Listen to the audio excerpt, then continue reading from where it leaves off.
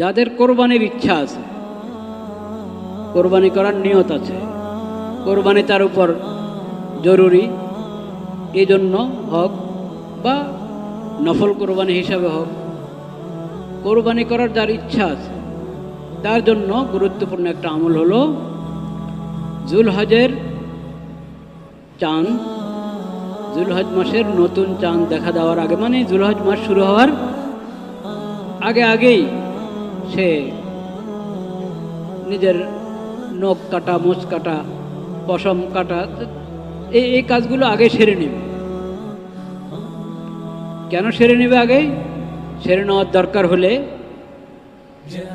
সেরে নেবে, কারণ জুলহজ মাস শুরু হওয়ার পর কোরবানি করা পর্যন্ত এই সময়টুকুতে ওই ব্যক্তির জন্য যে কোরবানির নিয়ত করেছে, এরাদা করেছে, তার জন্য বিধান হলো সে নখ কাটবে না, মোচ কাটবে না, শরীরের আরও যেই জায়গার পশম ফেলে দিতে হয়, অনেক দিন পর্যন্ত এটা রাখা যায় না, ওই জিনিসগুলো কাটার সময় এই 10 দিন না, জুলহজের প্রথম তারিখ, মানে প্রথম তারিখ বলতে চাঁদ দেখা দেওয়ার পর থেকে ওই রাত থেকে শুরু হবে কোরবানি করা পর্যন্ত, এই সময়টুকুতে আমি এই কাজগুলো থেকে বেঁচে থাকব।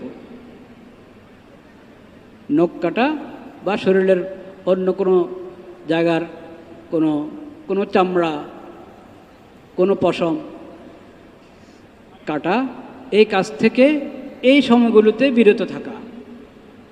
কি হিকমত এটাতে আছে, কি তাৎপর্য? অনেক তাৎপর্য থাকতে পারে।